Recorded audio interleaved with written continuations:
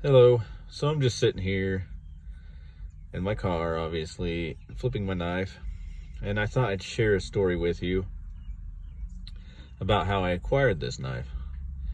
Um, it started with a Spyderco Tenacious from Walmart. I bought it, and then I wanted more Spydercos, so I bought a Spyderco Paramilitary 2 and the Blurple handle with the S110V steel. I gifted that to my cousin for his birthday, March 25th.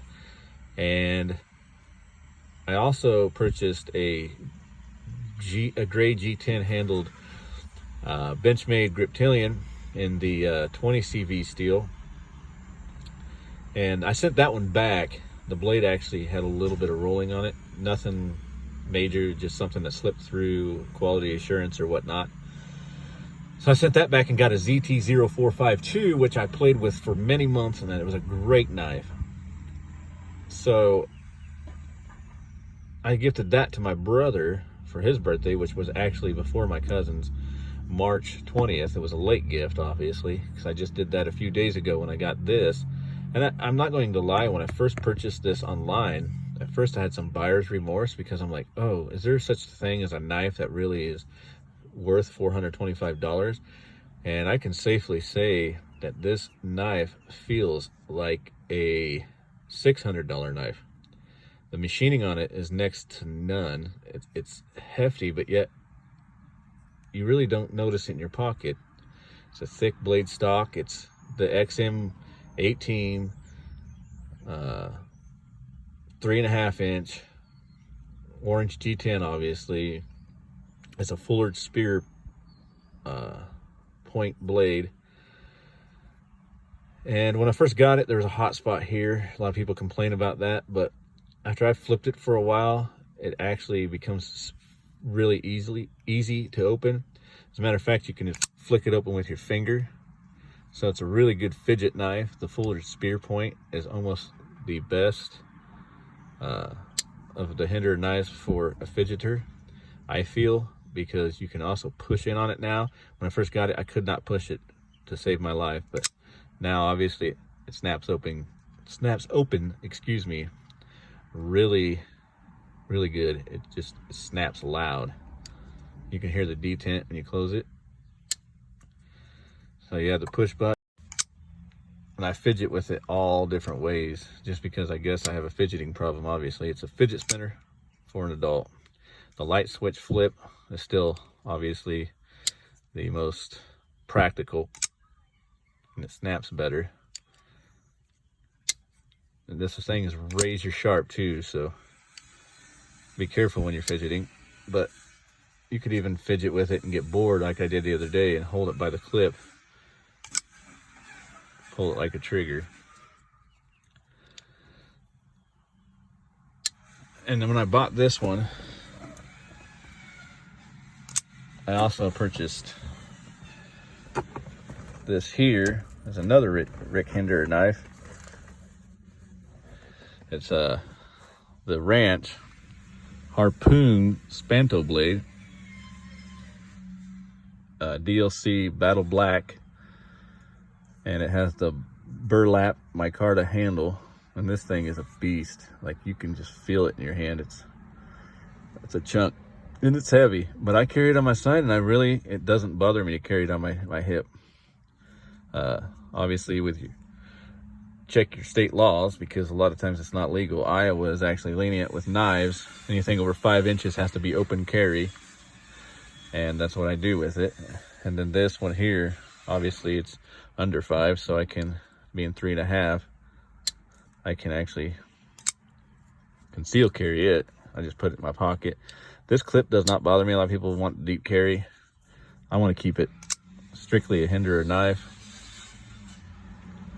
because I feel that and it's so weird, like looking at this head, like straight on, it's a solid color, but if you go to the side, you can see the outline. Same with the Hinderer logo here.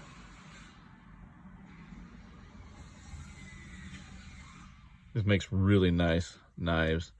There's all kinds of blade shapes. whatever you prefer. If you can get it, you can customize this to make it your own. They have quite a few special scales that he makes. It's amazing. It's built like a tank. I mean, you got the Tri-Way logo there on the flipper tab. A lot of people complained about it being a hot spot, but again, once it breaks in, you don't even feel it. You don't put enough pressure on it to. And this has never been an issue for me, because with my ZT, I just got used to when I light switched it, I didn't put my finger on the back. And this jimping is serious jimping. Your finger will not go one way or the other. It's an amazing grip. And then that choil for choked up. And you can see your finger's not going to slip on it. I have bigger hands. But it's an amazing blade. I highly recommend these Hinderer blades. I hope to do more knife reviews. They won't be as expensive as these. This is probably the most I would go. I know there's Medfords out there, and they're really nice and beefy, and I love a beefy knife. Maybe one day I'll be lucky enough to get a hold of a Medford. But right now, I mean, for M390 steel, this to me is a better buy. These Hinderers. Because all I've ever seen out of Medford, I think the highest I've seen, I mean, I'm sure he does M390 here and there in specials. I don't know how much they'd run, but I've seen $700 ones in the S35 VN steel. So I feel M390 is superior to that personally. I mean, it's going to be harder to sharpen, but if I'm going to sharpen a Hinderer knife, I'm going to send it to Hinderer. I'm not going to try it myself anyway. It's too much of an expensive blade to do that. This is just a real quick, pretty much show and tell video. Wanted to get somewhat of a first impressions kind of review, a couple day review. It's only carried this a couple days. One thing you will notice on an orange G10 handle, the oils from your hands will make it a dirty look, but that doesn't bother me. It just looks used.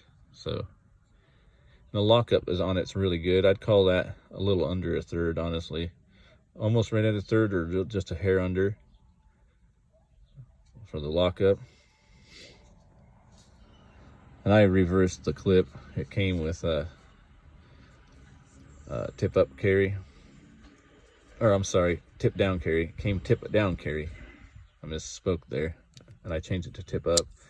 Just because it drives me crazy, because when I pull my knife out, I want to be able to pull it out and just flick it open. I don't want to have to flip the knife like this in my hand, pull it out, and then flip it.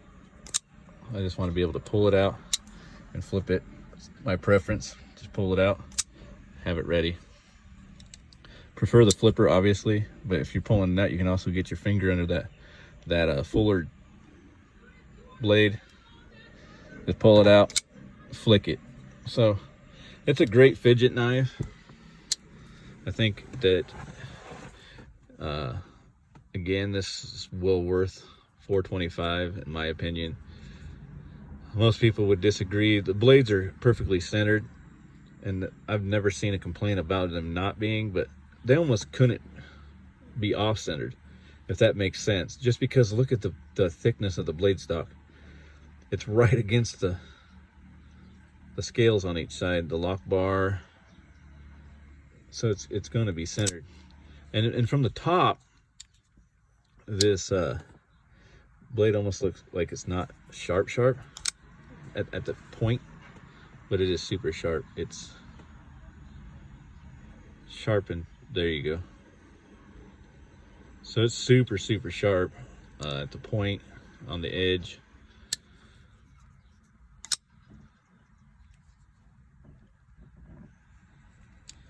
So hopefully, I mean, again, I'm not a professional knife reviewer. I'll probably get more into that as I go, and I'll do a more detailed review of this. This was just mainly a story about me getting back into knives. And again, if I do reviews in the future, they'll most likely be cheaper knives. Only because I don't see the point in reviewing a lot of expensive knives when I'm paying out of pocket for them, obviously. So again, Rick Hinderer makes a great knife, and I have to thank Rick for that. Thank you very much, Rick, for producing great knives that we can thoroughly enjoy and pass down from generation to generation. Thanks for watching, guys.